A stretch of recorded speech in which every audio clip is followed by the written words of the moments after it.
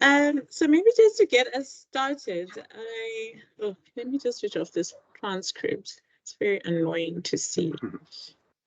That's no problem. Okay. So just for us to get started, I was thinking I'll give you an introduction of just like what the project is about. So this is a research project that's based at Stellenbosch University, and it started in 2022.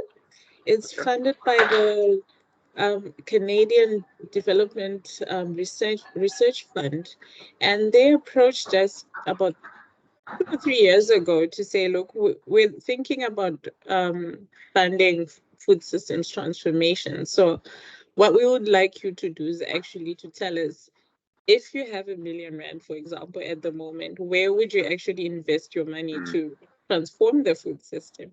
So we propose a kind of research that would then build some criteria on trying to identify small scale initiatives or even large scale initiatives, but essentially initiatives that are focusing on impacting the food system in some positive way, or fostering some sort of sustainable food system. And so for the last year and a half, we've been working on just trying to find these initiatives that we call seeds. And so far, we've identified close to about 100 just around the Cape Town area. Oh, wow. So you're my 101. Oh, wow. So when I came across it, I was like, wait, why haven't I seen this all along? And I found your SoilScopes really interesting in the sense that a lot of the other seeds that I've been finding that I've spoken to are like around organic farming. Yes. And at some point they fail or they stop running. And I found yours really interesting because it's kind of like the foundation for all these other initiatives that come in, because you offer the services that allow them to actually persist or sustain themselves. Exactly. So I thought I have to speak to you. Well, I'm very glad to be on here yeah. and talking to you about it, because I also have had that experience. A lot of these small scale initiatives and stuff like that, they come in with sort of great ideas at the start, but it's the long-term sustainability that is kind of the challenge for them. And I do understand that perspective. It's a difficult sort of space to work in, and food production can be quite challenging in Cape Town specifically. We have very poor quality soil. Basically sort of Cape Flat sand, if we can call it that, is the predominant medium that people are growing in. So there is that challenge, and it's nothing more disheartening than putting in all your effort into growing this amazing harvest of food, and it doesn't grow. And you work very hard. You work almost as hard to get it there, and then there's no sort of reward for your time. I understand why a lot of people sort of back out. So that's kind of one of the reasons we started, and I think maybe to introduce myself would be relevant in that it's a soil microbiology lab. So the conventional farming, should we say, is very focused on chemicals. It's very focused on pesticides and management of the crops that, while it produces food, it's expensive to produce, and there are many human health, environmental health, and sort of concerns around the way it's produced. So I wanted to start this business because there were sort of no resources for people looking a bit deeper into their soil. What are the organisms in the soil, and what can they do for your soil? Because while people often associate sort of pathogens and bad things within the soil that damage their plants, there's a whole host of good organisms that can actually benefit your crops and be very sustainable in terms of financial inputs and actual receiving outputs. Because if you don't, as I said, get a harvest because you couldn't afford to spend money on something, that's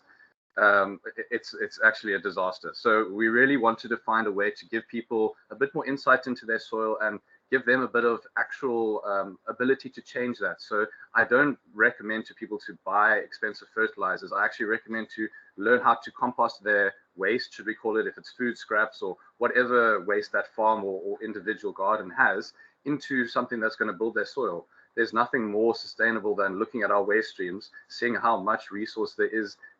It's just insane how much we throw in the bin or in the landfills, and there is this huge benefit to regenerating soil by actually composting that material. So one of our big initiatives has to sort of educate people on on the real value of it, because that old saying of, you know, one man's trash is another man's treasure. It rings so true when you start to look at veggie scraps and food waste that goes in the bin, where if you had put it in the ground in the correct way, you could be growing more food. And I just think that giving people a bit of a lab, so we do lab testing, microbial lab testing, to first understand what your soil looks like. People are often ready composting, but then there's a little bit more science to it than just throwing it in a pile and letting it sort of rot. We need to be a bit more pragmatic in the way we put it together and the way we monitor it, and knowing what type of soil we have means knowing what type of compost we need to produce. And those two have to go hand in hand. And that's never something that's really spoken about. We can't just sort of willy-nilly throw things together and hope for good results. Agriculture, as we've learned from the chemical side, is that you've got to be quite precise to get consistency. And that's the one thing conventional agriculture has done very well, is get consistent yields. But the cost of that to the human health and to the, you know, sort of sustainability of the farm's financial side is really, it's quite a challenge. So I don't only deal with small scale initiatives, I do deal with bigger farmers. I do see that as a large way of making change, because these are established operations which basically need small changes to correct their course, and they manage or steward large areas of land, and they feed a lot of people whatever sort of crop they're growing. So that's for me where I can make a large change. And dealing with the small scale farmers has always been important for me, but it's how do we deal with everybody, because there's a lot of food that's grown in South Africa, but it's not, should I say, historically speaking, South Africa has been quite slow to adopt organic agriculture, whereas other parts in the world have been a bit quicker. And there's various reasons for that, which we can talk about. But I think looking at proving the model on small, medium, and large scale is really what we've focused on to help farmers in that way. Great. And so when did you start SoilScopes? So obviously, building a business doesn't start with opening the business. There was a lot of back work and kind of preparation, but officially we launched in 2001, early, I'd say about March.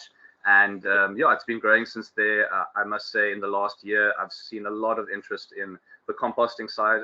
People are looking at that as a sort of sustainable solution, and then testing. People are also understanding their microbes a lot better. It's not just what fertilizer do I add? It's how can I get the most benefit from my soil? And looking at the microorganisms has been the most sort of critical thing for people. Okay, so what is your background? Because then how did you come about to actually starting this? Yeah. So there's a movement, and I'm not sure if you're familiar with it. It's called the Soil Food Web. It's founded by a Dr. Elaine Ingham, who's from the States. It's quite widespread now. If you go have a look at their website, very interesting. It's got labs and consultants all around the globe. So you have this nice map and where everybody's working, and it is quite focused in America and Europe. And I think Africa, we have a WhatsApp group with everybody who finished, and there's about 95 people in Southern Africa, and some of them are labs, some of them are gardeners, but there's many quite large farmers who are involved in the space and pioneering the space for sure in South Africa. So we have that network, and within that education that you learn from Dr. Elaine, it's how to use a microscope, how to make really good quality compost, how to test soil, and how to test compost against her sort of there's a lot of data that they have on ideal crop ratios for this say, for example, corn really likes soil that is with these type of microbes in this balance. So we'll test the biomass of those microbes and say,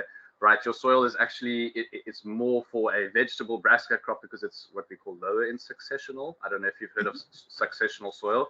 It's kind of as you go from a sort of desert, you know, nothing really growing, to a whole growth forest. How does that soil, or how does that ecosystem in fact evolve? And what we do when we influence the microorganisms is we actually evolve the soil to sort of meet the right kind of crop, because wheat, let's just keep with that example, doesn't grow everywhere. It grows in specific environmental conditions and prefers soil conditions. So we want to basically return that soil to the most natural condition where the wheat crop, or where the grapevine, or, you know, whatever crop you're dealing with would grow naturally. And that old adage of nobody feeds the rainforest is true.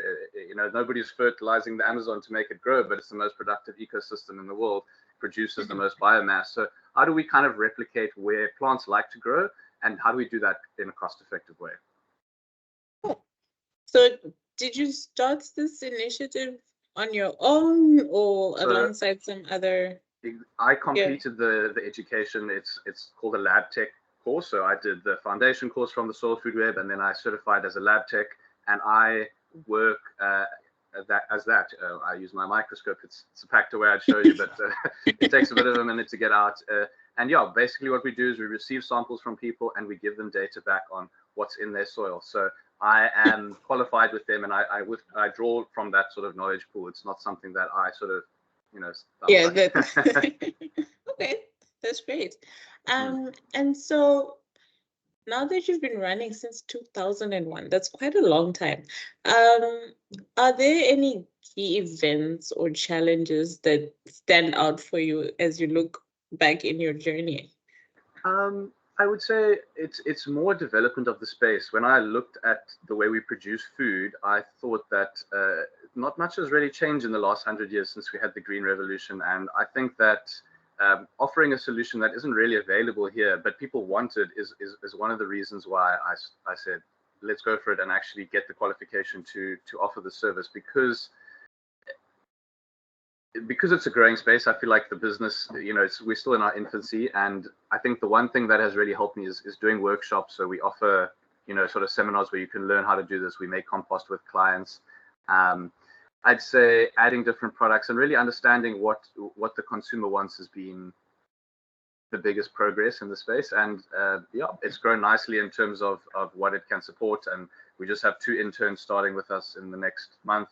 One in the lab side, one on sort of doing some GIS mapping. And yeah, I hope to kind of grow it as it comes. And samples have now been received from as far as northern Senegal. So I'm quite glad to say, Wow. Yeah, it's not just a South African thing.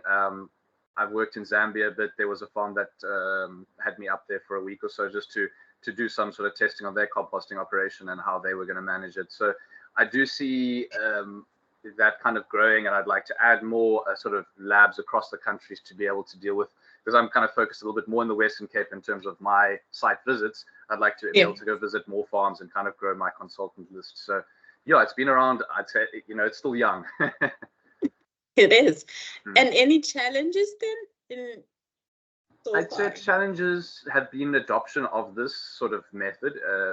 When we talk about farming, everybody kind of thinks about adding fertilizer and doing this sort of conventional model of farming. That it's not against what we're doing. It's just another part of the question. Soil is not only the chemicals; it's the physical, it's the microbial life, it's the environmental conditions. It's not a simple solution. We need to look at it in like a holistic way. I know that word is kind of overused, but to just kind of get the broad picture is really what I wanted to offer people. I'm not saying I'm here to replace other labs that do chemical testing, but I'd like to sort of augment what the farmer has available. So a challenge has really been to almost educate my client base as to what this all means. I mean, my data looks very different to the data they receive from the other soil testing labs, and I've really tried to kind of break that data down for the farmer and give him or her tools to be able to understand what that means and what do they do with it, because it's all well and good testing something, but what now? That's what they now what what are we going to use this for? So that showing the value, I think, has been one of the challenges to people. And I guess a secondary to that challenge is that soil sort of reacts slowly to things, and crops, especially our long-term crops, have been dealing with vines and orchard systems where you might spray or you might add something today, but you're not going to see that impact for the rest of the season. So while you say we have been around a while, it's a very slow-moving industry in the sort of reaction to things. So I think that's been a challenge too. I can't do a job and immediately say, look, the proof is here. It takes a bit of time to get that data back. So I've been trying to focus on doing some case studies and working with other people in the industry. And there are a lot of other good businesses that are looking to making fertilizers that aren't chemical based. They're not going to be high intensity salts. They're actually biostimulants, which is another sort of newer avenue where you are giving let's just use a simple example like kelp. Kelp has a very high reaction to plants and to soil. The microbes love it. The plants love it. It's abundantly available here in the country. So working with nutrient producers to think about ways to actually make a product using let's say a waste resource that's collected from the beaches, drying up on the beaches, and turning it into something that farmers can use with consistency that's going to replace a soil degrading nutrient with a more soil building method. And there's been a lot of those products. I don't want to necessarily name people that I've been working with. I think they kind of don't want that, but there's been a real uptake of people who have these brands, and they are, you know, making worm tea, or they're making a biostimulant or a compost, and they want to figure out, how do I improve this product to really give my clients a better experience and to build the soil quality faster? Because the nice thing about soil, it's like a little bank. If you invest your energy and time into it, it'll actually return that value over time, and it'll hold that worth. You know, we add carbon to soil. It doesn't look like the first year adds up much, but if you keep doing it for a few years, you actually find you don't have to add as much carbon. Whereas when you're adding fertilizer, especially inorganic, you actually keep adding more. You know, we want to do this model where you add less over time and you have a more sustainable kind of outlook on not only the food production, but your profit too. That's one of the things I really say a lot, is that it's sustainability is great, but if the farmer is not sustainable, the farmer's pocket is not sustainable, he's not going to do it. The first thing we need to address is financial sustainability, and then we can really implement other more sustainable practices that impact human health or land health and stuff like that. It's not just once, you know, building the soil is great, but it's not going to add to people adopting this process if it's not financially lucrative. And would you say COVID impacted your business in any way, or you were a bit immune? I guess so. You know, I don't think it impacted it directly, if I'm being honest. It's obviously changed our society in many ways, which might have opened people's eyes up to the fact that, you know, we can't rely on buying sort of fossil fuel made fertilizers, because that's actually what they are. I mean, what I think impacted more was the Russia war, Ukraine war, and how the oil prices increased significantly because of that. That is a twofold impact on farmers, is that it costs diesel to apply these fertilizers. That's one fuel cost. And it's actually a fertilizer that is often made from petrochemical based sort of industry. And when that fuel cost goes up, it's twice that they impacted. So that was a moment where people started to go, oh, hang on, what else can I get? Let's just use nitrogen, for example. Where else can I get nitrogen? Because this nitrogen fertilizer is now almost double the price. So that moment, I think, as a global impact was more direct than COVID, because farms are a little bit isolated, and COVID was not really something that hit them as hard, maybe the supply chain. But yeah, that Russia-Ukraine war was quite significant. Yeah, that's a good insight, because I haven't come across a lot of mention around that. So I really appreciate you explaining that. Yeah. The fuel prices is something that directly impacts people for, you know, for example, tillage. We recommend a low tillage or minimized tillage kind of process, where over time you disturb the soil less. That means you're driving your tractor less, and you don't need to buy expensive equipment that's going to be a bigger tiller because you need to rip the soil deeper. You actually don't need that equipment, and your tractor is something that you're probably going to ride around a lot less based on that. So there's a lot of ways that fuel, or sort of you know, the carbon currency in that way, impacts farmers. And if we can reduce that as an input cost, you're saving money. Yeah. Cool. And so you say that you work with small scale farmers as well. Mm-hmm. Do you have specific marginalized groups that you focus on? I think I'm just going to assume here, but you've definitely spoken to Abalimi Gardens in your... Yes. Yeah. All right.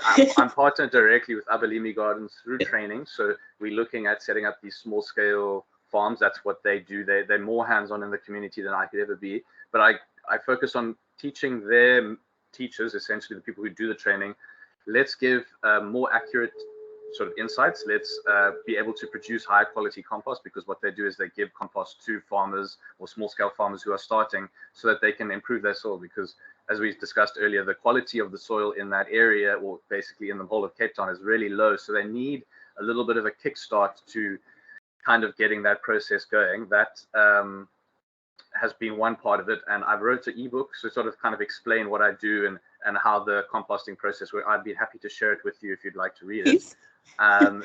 It's something that I made readily available to them. So they have free access, or any of their members, should I say, have free access to that resource, which is available on a smartphone, on your laptop. It's something that I want to make more available for people.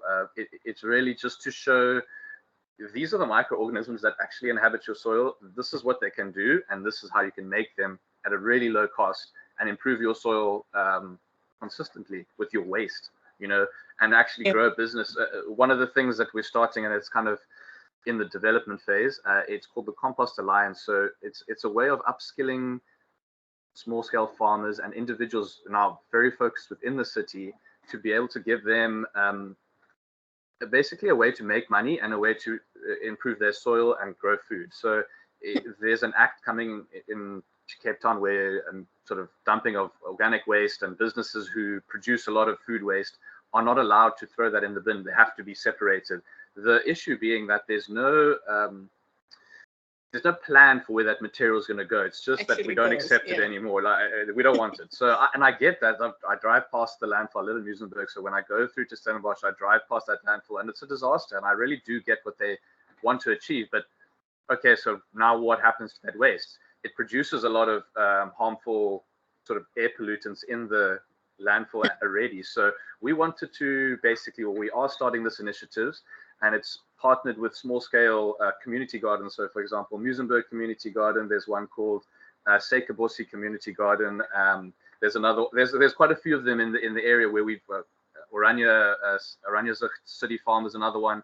Basically, giving them the tools. So we make compost thermometers, giving them the tools to be able to make this really high-quality compost and start generating more organic waste collection from their local residents, but also from businesses. Another initiative from Ladles of Love is called Feed the Soil. Worked with them a little bit to do this. They already do the collection schemes, and basically what we want to do is collect that organic waste, not treat it as trash, compost it correctly, and put it back into community gardens, which are feeding people, and allow them to actually feed more people and feed them more high quality food. It's just an obvious solution for a city that's grown, that's kind of say exponentially in the last few years, that we don't have the space for this waste, and globally people or companies are looking at solutions for this waste. It's not trash. It can produce something very valuable. So we're starting this. It's called the Compost Alliance. It's a non-profit company. It's with a few people who have been involved in the space. As I said, Seikabosi in Brackenfell has really been a testing ground, and if you have a chance to have a look at another initiative, that's been a fantastic one. The amount of food that they've grown in that, let's just call it a vacant land that was a park. Nobody ever played there. I think a lot of homeless people slept there. It was quite littered, and they planted, I think, about 400 trees, and they have a community garden that produces a hell of a lot of food that actually goes to feeding those homeless people anyway. And sort of, I think there's upskillment program that works with them. It's called U-Turn. They do teaching. So we've tried to partner with as many people as possible to kind of give them my skill set, as in how do you make this good compost, and how do you have someone who's going to give you advice on testing it, but also from the perspective of connecting these dots. They already exist in the city, and saying to businesses, look, here's a way that you can get rid of your waste.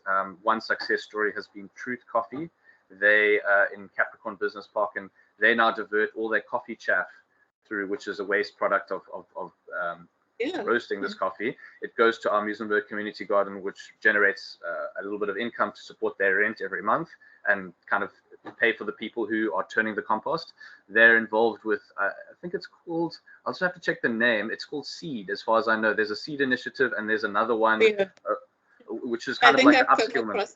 Yeah, I'm sure you have if you've had a look around. And they work and actually do the hard work of turning the compost, and they are rewarded with food from the garden, as well as passing through this program of getting them off the street and upskilling them with something that they can be employed by. So there's a lot of benefit. I mean, that waste used to go in the bin. It's now composted and feeds people. It generates money for people who didn't have an opportunity. And Truth Coffee gets a certificate from us to say that they are sustainably managing their waste.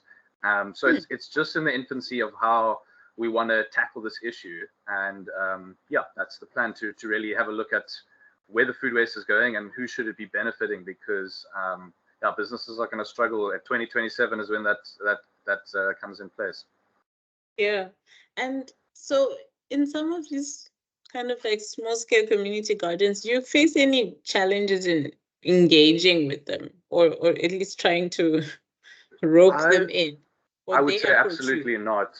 There's been no challenges. They are so happy to basically have somebody who's helping them, because I mean, soil we all kind of understand as something that grows plants, but we don't really it's not really taught at schools, and how do you improve it and how do you build it? And unless you are a sort of lab that does soil testing, you're not going to be able to give good advice. And those labs don't really work with the community gardens. It's not engaged in that way. It's like, you know, we're up here and we deal with farmers and that's our client.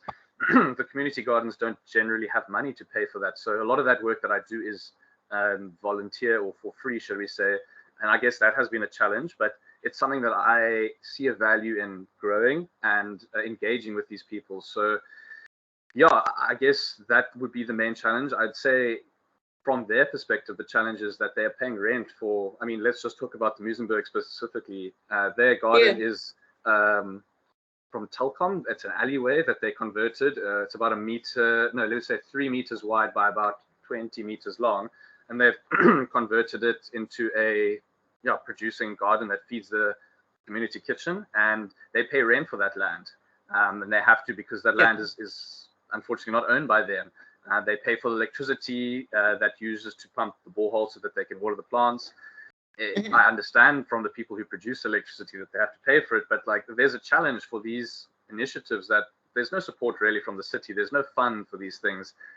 So yeah, that I would say it's not my challenge. It's actually how do we deal with that challenge together? And I try to work with them as much as possible to figuring out how we can solve this problem. And that one Truth Coffee donating it costs them 400 Rand a month to drop off the coffee chaff. That has been, I think that covers about 30% of their monthly costs, just 400 Rand. So you can see the money is not essentially, it's not a lot, but if they have access to basically nothing, they don't survive very long. And I want to help them survive. So yeah, it's not only soil that we deal with.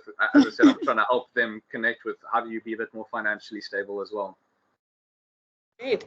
And so you've touched on a few future plans for SoilScopes.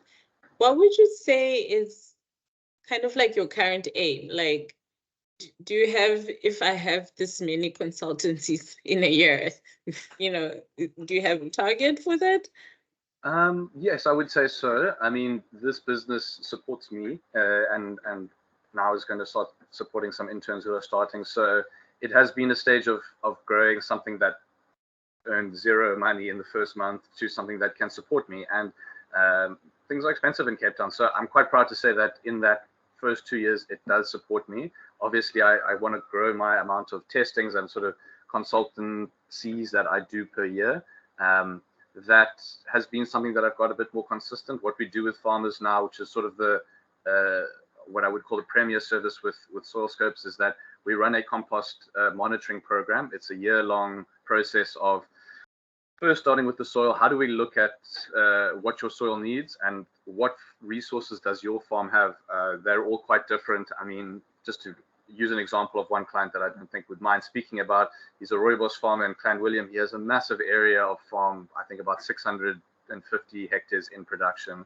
And there's a lot of waste that rooibos produces throughout the process. He also has some livestock and he has some nectarines. So there's a combination of organic waste on the farm, which he basically collected for years and just sat there because there's nothing to do with it. He thought it would compost. And when I started with him, we looked at that compost and there was nothing there really. So it's been a process of basically combining those resources that he has together, getting a compost turner, making large-scale compost. I'd happily share videos. He's made, I think today, it's about close to 2,500 cubes of compost, which is a large amount, but for that scale of farm, it doesn't go very far. So we are trying various processes such as coating seeds in this compost because it's a microbial inoculation, and doing cover crops across the land to build the soil quality. He's actually got some funding from the Department of Agriculture to do a research on this, trying different combinations of cover crop seeds. So what are the blends, along with basically different biostimulants. So we'll be doing some organic one, and we're doing a inorganic, and we're doing a sort of control plot. It's I think about 80 square meters worth of rooibos under production, and a large field of I think there'll be about 12 different blocks. So we're doing this trial, and the next we should be planting in sort of Feb, I think. And that's been a place to test out these practices. We built, I think, about 100 cubic feet of meters of worm farm. So there's a whole regular worm farm production that he's now got, and another composting style called Johnson and Sue composting. I'm not sure if you're familiar with it, but it's a static static composting method. And we've set up these 3 processes on his farm so that basically what we can do is make material that's rich in microorganisms, extract those microorganisms into a liquid solution, feed them a small amount of microbial food, so sort of boost their population, and fertigate that, or irrigate that onto the lands, or cover the seeds with that inoculation. So the microbes go to work improving the soil, because that's what they do naturally. They are often sort of damaged by agricultural practices such as tillage, or high salt fertilizers, or various sort of conventional practices we do. And if we can revitalize and actually increase the biomass of all those organisms, you get a soil that can functionally cycle all the nutrients it needs. It suppresses the pathogenic microorganisms, and it basically grows your crops on a much cheaper production cost than any conventional model could sort of try and achieve. And that's what we want to do for farmers. That's great. So I was wondering, you mentioned that you would like to roll out your initiative, I guess, across South Africa, but probably beyond that. So what kind of support would you need to do that? Or maybe what kind of strategies do you think you need to actually do that? I think it's a twofold thing. So if we have SoilScopes on the one side, I think rolling that out would just be working with other research initiatives that are already going. I know there are many of these processes, agricultural researchers across different crops, partnering with those sort of initiatives to offer microbial testing as part of it. We're not only looking at the plant performance, and we need to just take into account other other parts of the equation. And on the Compost Alliance side is basically just getting a bit more, I think, insight from the city, the municipality itself, to say this is a solution for you. I mean, they hand out compost bins yearly with no guidance for people as to what they do. I don't think a lot of people enjoy it. You add some food scraps there and the rats appear, and everyone says, get rid of this, and I understand that. And what we do in urban composting is make a compost that is not interesting for rats. It doesn't have the appeal of just rotting food scraps. That's not what we're making here. So composting is something that shouldn't produce odors. It shouldn't attract flies. It shouldn't attract rats. And it is possible to do it in an urban context. There are places in the city that are already achieving this. So for me, that's one side of it, is partnering with people who can see the value, who have a bit more impact, should I say, than one soil testing company or 2 community gardens, kind of loosely. We need to connect these people together. I mean, just a really small example is a Scarborough community garden took land that the city was basically, it was costing them money every month to clean up this area. It was kind of a little bit of a dump. People were throwing litter stuff there. This community approached the city and they said, we'll take this cost off your hands and produce an area that is appealing for community members. And they produce food, they host community events, they compost all the waste that Scarborough produces with all those organic bins that they have. It's a fantastic way for the city to actually reduce their costs as well. I mean, now that area that they used to have to send people every month to look after is no longer on their books. And it's a simple solution. So it would be great to partner with somebody from Cape Town City, municipality, council, whatever level is interested in this, to think about ways that we can sort of grow that side of it. And really, I think a bit of funding from them to start these little community gardens and pay for people to work there and kind of get a bit of oversight it's a no-brainer for me. And I guess, just kind of education. There's a lot of people speaking about the potential of soil health, and I think partnering with those kind of events that do happen here regularly. There's, I think, even hosted by the Stellenbosch University, one that is like a 3-day event that they do. I mean, I asked to be involved there. They tried to sell me a ticket. I said no thanks. I'll maybe see you next year if I have enough sort of clout, to come through, and we'll see. I think there's enough of those initiatives to show that people from farmers to research initiatives are interested in this, and it's time to make that change. And so another thing about just reflecting on the many years that, well, not so many, now that you explained the seasons, what do you feel are the concrete changes that are emerging as a result of the work that you're doing? I think a real concrete change is just looking at, farmers always keep an Excel spreadsheet of their costs and all the different things that they have to apply. And you can just go to the fertilizer column and you can just take off 20% the first year. And we do all these practices, which you might add some cover crop seeds, and you're going to have to do some work to make some compost, but you're really just collecting waste products on the farm. And we start to apply them, and the next year you can do another 20% off that cost. And we sort of wean ourselves off that fertilizer requirement, which is currently understandably there from them to produce enough food. And we just slowly take that amount off on a yearly basis to show them that tomato or that apple that they're producing, that they sell for R2, that cost them R1.25, can now cost them R1. And next year, 85 cents to produce. And the same apple that sold at R2 can now be listed as an organic apple and sold for R3. It's just, you just widen that gap between what it costs you to produce and what you can sell it for. And I think that's something that we're starting to see on some of the farms. As I said, it's a slow process. And at this stage, I feel like most people are working with producing the right kind of compost so that we can do that. And this year should be about applying that compost. And what do you feel you might not have been so successful in? Something you're like, oh, that did not work out? I think a very simple example, and it's something that I've been dealing with on the phone before you, is starting a business and not being able to predict all the different situations that I put in. So currently for clients, I'm buying some microscope equipment because we do training for farmers as well, not to basically say, I'm going to be your soil testing guy for the rest of your life and you're going to have to keep sending me samples. Let me actually organize a microscope for you, teach you how to do a very simple assessment of your own soil and look at the microorganisms there and know with confidence if you're going in the right direction or if you're going in the wrong direction. But buying those microscopes has been a disaster. I have to get a customs permit, a customs importer's permit. I have to make this online payment, which the bank is not allowing to do because Visa has a credit limit of 50,000 Rand for an online transaction, which I've never heard about in my life, and no bank seems to be able to change.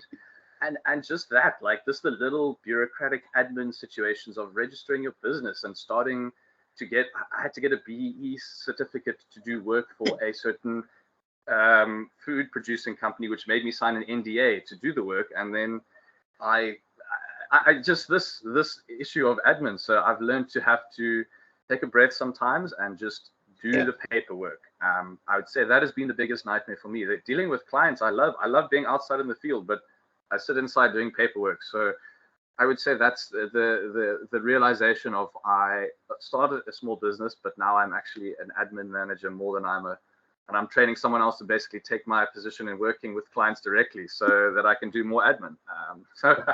Shame. Yeah, that's where I'm at. And so you mentioned, of course, that you work with Abelini and some other. Do you have other seeds that, or at least other initiatives that you think, well, this sounds also like a seed in the way that we describe it in our project, that you would like to recommend? So are you asking from like a small scale perspective that you could interview someone else, or just something that I see a benefit for the way that the business can grow? More of something that you see as a benefit. So it even can be a big farmer or any other sort of enterprise. I'm with you. So as I said, I don't want to mention names because it's they're in their trial phase, but there is a chicken, they produce eggs and sort of, they're chicken farmers in Atlantis, and they have farms all over the country. It's one of the biggest food producers in that sector.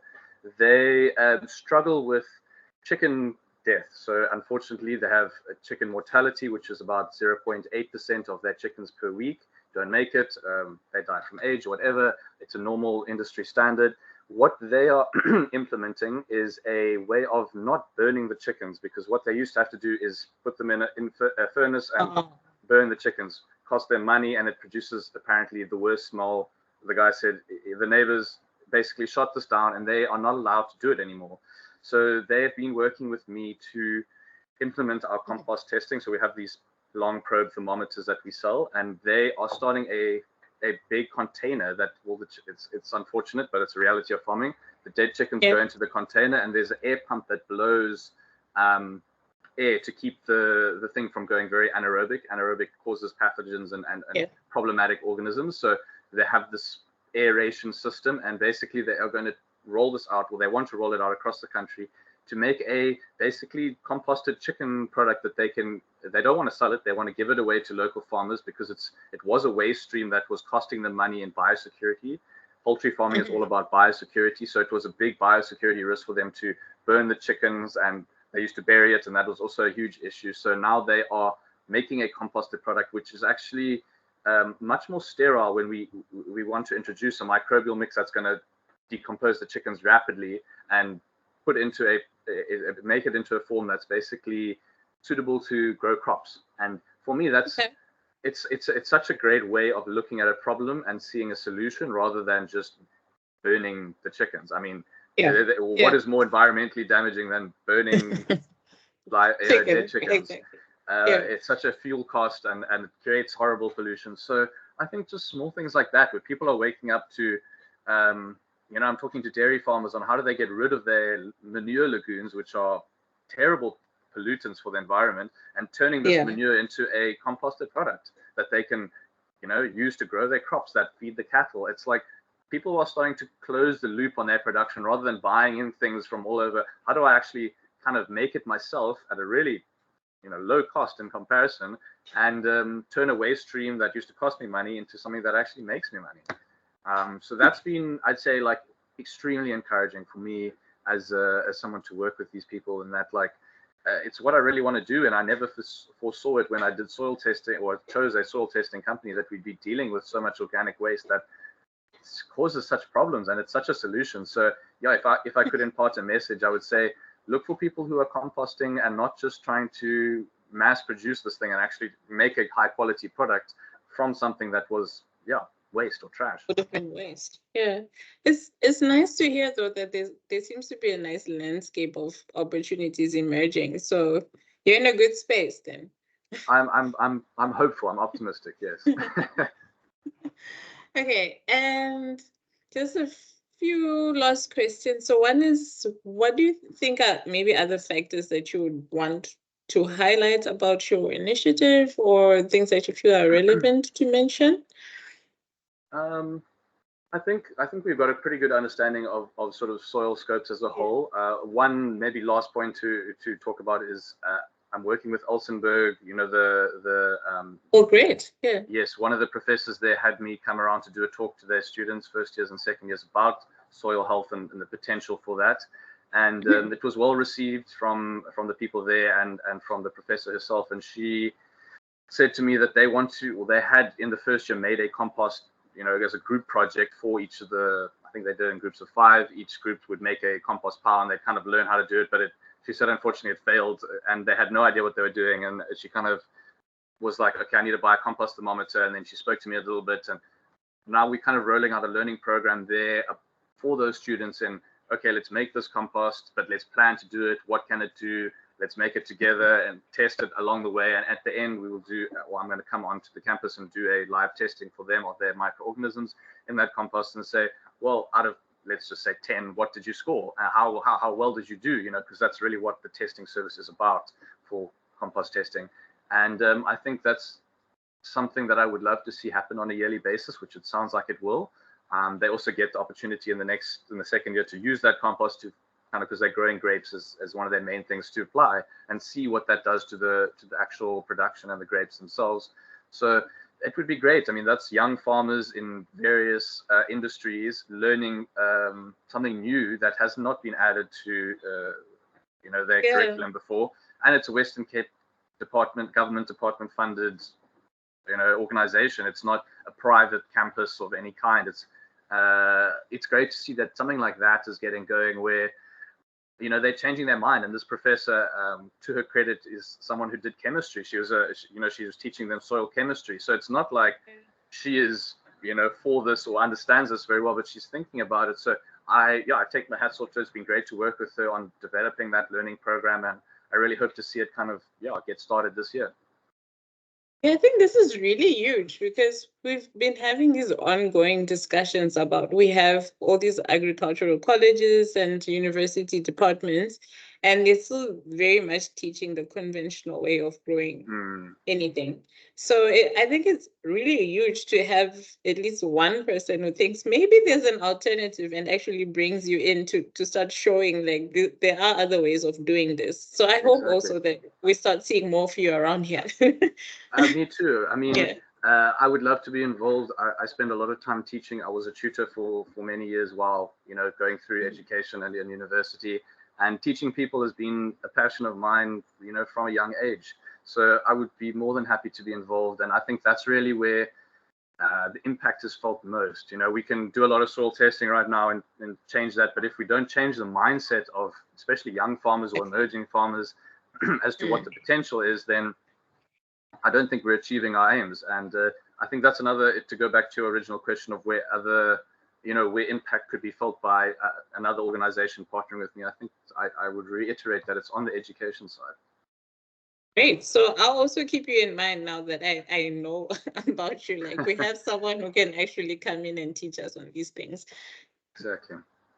Great. So just one final question, which is, would you be okay if I just come back and follow up with you if, there are just some additional questions that we might have from the project? Of course. I mean, for me, I think this is a great way to reach more people. If you ever wanted to do a follow-up interview or just send me an email, I'm completely open to these things. The nice thing about being a sort of startup in the space is that I'm not controlled or sort of, I don't have this specific way of doing business. If there's an opportunity to work with you to figure something out, or I'm there for it. That's what I do, and I would be more than happy. Great, thanks.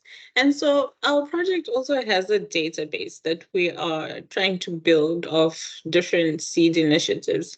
And the idea is to have this one place where anyone who's interested in sustainable initiatives can easily find and contact that person. Amazing. So I'd like to set up like maybe a small introduction of what SoilScopes does and what you've told me, and put it up on that database. So would you be okay with that? And also maybe 100%. At some point sharing a photo or something just to add to the database? 100%. Yeah, send me an email about that. I'd be happy to send you any info or pictures or video, anything that can be helpful is no problem. Thanks so much. So I'll draft that and then I'll send it to you. But otherwise, thank you so much. This was very enriching for me. And now I'm thinking of my own garden, which does not grow anything except chili peppers. So no. I probably need to call you to my house also and just like tell me what's going on with my soil. We can definitely chat. Thank you, Wesley. Yeah. One thing, if I can just ask, is this interview available for me at all? I'd love to share it. I have a YouTube channel, like any of that, if it's possible. Absolutely. So I can download this whole interview for you, and the transcript should come out. It's not the most perfect one, but it will come out. So I can send that to you straight after. That would be hugely appreciated. And are you happy for me to sort of post it on Instagram and kind of share with? Sure. No worries at all. That's fine. Thank you very much. I appreciate it. Thank you, Wesley. Thank you so much. It's been a great time. Have a great day. Thank you. Take care. Bye.